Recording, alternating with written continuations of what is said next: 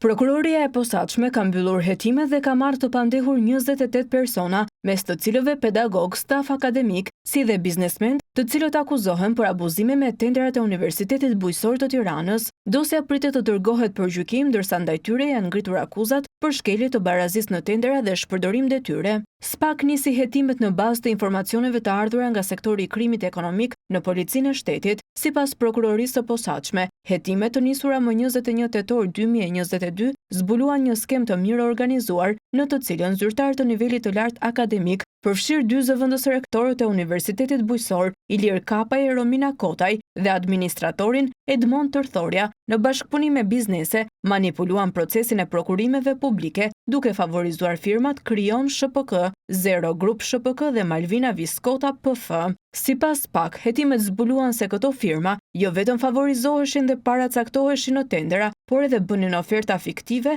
në emër të bizneseve të tjera për të fryrë vlerën e tenderave. SPAK thot se hetimet zbuluan se përgatitja e dokumentacionit për fondet limit dhe specifikime teknike ishin bërë në koordinim të plot me fituesit e paracaktuar të tenderave, ndërsa nuk bëhet asnjë analizë reale e tregut. Dokumentet hetimore tregojnë se pajisjet dhe mallrat e tenderuar ishin siguruar nga operatorët fitues disa muaj përpara shpalljes së procedurave, duke treguar se fituesit ishin vendosur paraprakisht. Ky manipulim ka përfshirë edhe antarët e njësisë së prokurimit dhe komisionit të vlerësimit të ofertave, të cilët dyshohen se kanë ndihmuar në përzgjedhjen e fituesve të paracaktuar.